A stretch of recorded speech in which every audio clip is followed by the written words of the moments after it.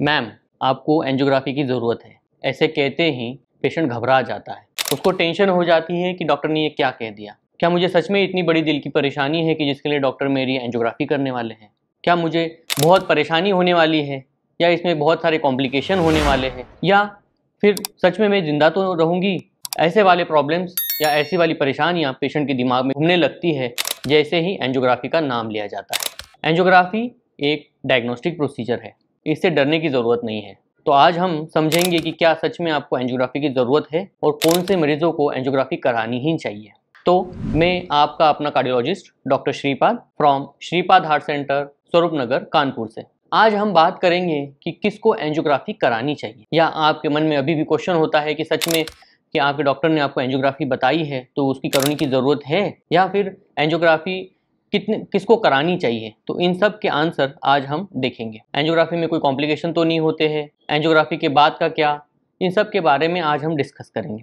सबसे पहले बात करते हैं कि एंजियोग्राफी क्या है। एंजियोग्राफी एक सिर्फ डायग्नोस्टिक प्रोसीजर है। जैसे अगर हम कहें कि गॉल ब्लैडर के लिए आपको अल्ट्रासाउंड कराने की ज़रूरत है, वैसे ही अगर दिल के ब्लॉकेजेस सस्पेक्टेड है तो उसको जानने के लिए एंजियोग्राफी की ज़रूरत होती है। एंजियोग्राफी एक डायग्नोस्टिक प्रोसीजर है, इसमें छल्ला नहीं डाला जाता है, ये सिर्फ एंजियोग्राफी है। छल्ले डालने के प्रोसीजर को एंजियोप्लास्टी कहते हैं और उसके लिए लंबा समय लगता है, बल्कि एंजियोग्राफी 20 मिनट्स में होने वाली प्रोसीजर है। एंजियोग्राफी सिर्फ एक डायग्नोस्टिक प्रोसीजर है, इसको इसी तौर पे देखें कि जिससे आपको पता चले कि दिल में ब्लॉकेजेस है या नहीं है। अब एंजियोग्राफी होती है दो तरीके से, एक होता है जो कि इमरजेंसी और दूसरा होता है इलेक्टिव। इमरजेंसी एंजियोग्राफी जिसी भी पेशेंट को हार्ट अटैक आया है उसको एडवाइस की जाती है।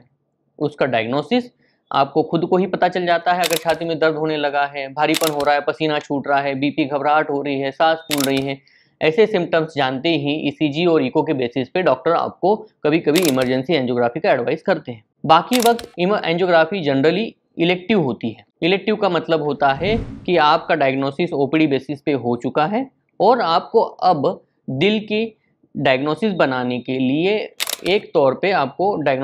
एंजियोग्राफी की जरूरत है। अब हम बात करते हैं कि एंजियोग्राफी किसे किसे करानी चाहिए। सबसे पहले, अगर आपको हार्ट अटैक आया है या किसी तरह की दिल की जो टेस्ट है उसमें एबनॉर्मलिटी है, जैसे कि ईसीजी में कुछ एबनॉर्मलिटी मिली है, आपको हार्ट की कंप्लेंट हुए थे, आपकी ईसीजी में एबनॉर्मलिटी है, आपकी इको में एबनॉर्मलिटी है, आपने टीएमटी कराई थी, टीएमटी में एबनॉर्मलिटी है, तो इन सभी चीज़ों में अगर एबनॉर्मलिटी आती है तो जनरली डॉक्टर आपको एंजियोग्राफी की सलाह देते हैं। डॉक्टर के कहने से मतलब कार्डियोलॉजिस्ट ने आपको देखा है, समझा है, आपके कंप्लेंट समझे हैं और आपके सिम्टम्स दिल से रिलेट करते हैं और फिर भी आपकी ईसीजी इको नॉर्मल है, फिर भी आपको एंजियोग्राफी करने की ज़रूरत पड़ सकती है, क्योंकि इको और ईसीजी एक स्टैटिक एग्जामिनेशन है। स्टैटिक एग्जामिनेशन का मतलब होता है कि जब आप लेटे हुए हैं तब आपकी ये टेस्ट हो रहे हैं। जरूरी नहीं है कि उस वक्त आपको दिक्कत हो रही हो। अगर दिक्कत नहीं हो रही हो तो कभी कभी ईसीजी और इको नॉर्मल आ सकते हैं। इसी वजह से आपके सिम्टम्स को देख के हम कार्डियोलॉजिस्ट आपको एंजियोग्राफी एडवाइस करते हैं। तो बात कर रहे थे हम इमरजेंसी एंजियोग्राफी की। अगर आपको छाती में दर्द, भारीपन हो रहा है तो ऑब्वियसली इस वक्त ईसीजी में, इको में चेंजेस होते हैं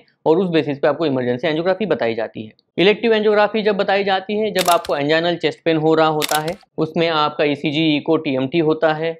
इन सब चीज़ों में अगर एबनॉर्मलिटी पाई जाती है तो आपको एंजियोग्राफी की एडवाइस की जाती है। ये तो हो गए हार्ट वाले मरीज। कभी कभी अचानक से बेहोश होने वाले मरीजों को, जिनको अचानक से छाती में दर्द हुआ, बेहोश हो गए, ऐसे मरीजों को भी एंजियोग्राफी एडवाइस की जाती है। उन्हें भी एंजियोग्राफी करानी चाहिए, क्योंकि सडन कार्डियक डेथ मतलब सडन ऑनसेट हार्ट ब्लॉकेज या सडन ऑनसेट कार्डियक अरेस्ट के लिए भी एंजियोग्राफी एडवाइजेबल है। इसीलिए अगर आप सर्वाइवल है फ्रॉम सडन कार्डियक अरेस्ट के या फॉल या सिंकोप के, तो आपको कभी कभी एंजियोग्राफी एडवाइस की जा सकती है। किसी पेशेंटों को ऑपरेशन से पहले कोई दूसरा ऑपरेशन जिसको आपको बताया गया है, उस ऑपरेशन का क्लियरेंस के लिए भी कभी कभी हम एंजियोग्राफी एडवाइस करते हैं, क्योंकि उसमें हमें डिसाइड करना होता है कि आपकी रिस्क कितनी है of heart attack during procedure और आफ्टर प्रोसीजर। ये डिसीजन भी आपका कार्डियोलॉजिस्ट लेता है। ऐसे लोगों के लिए भी हम कभी कभी एंजियोग्राफी एडवाइस करते हैं। तीसरे पेशेंट होते हैं जिनका ईसीजी, इको किया गया है जो कि नॉर्मल है, मगर उनका जो स्ट्रेस टेस्ट किया गया है, टीएमटी एबनॉर्मल है, या फिर उनका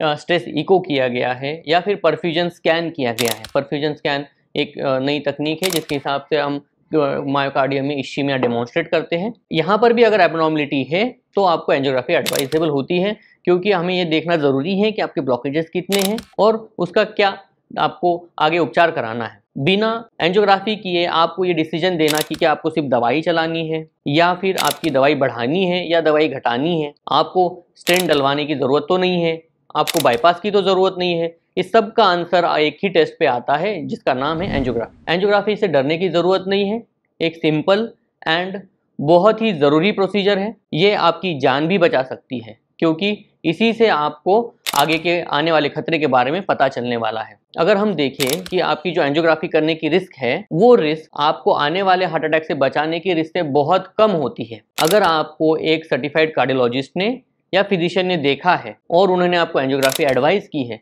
तो इसका मतलब पक्का है कि आपको कहीं ना कहीं हार्ट का प्रॉब्लम है।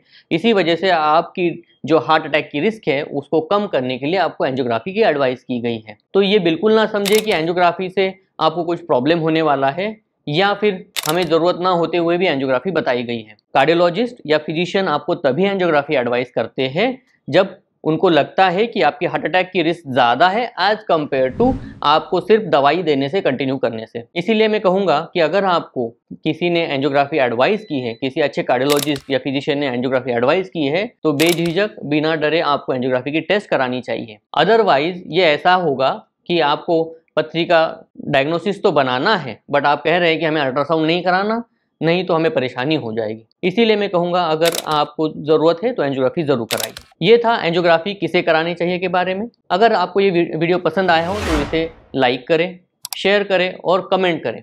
अगर आपको कुछ क्वेश्चन है तो आप हमें कमेंट में पूछ सकते हैं या फिर सेंटर को भी विजिट कर सकते हैं। थैंक यू, धन्यवाद।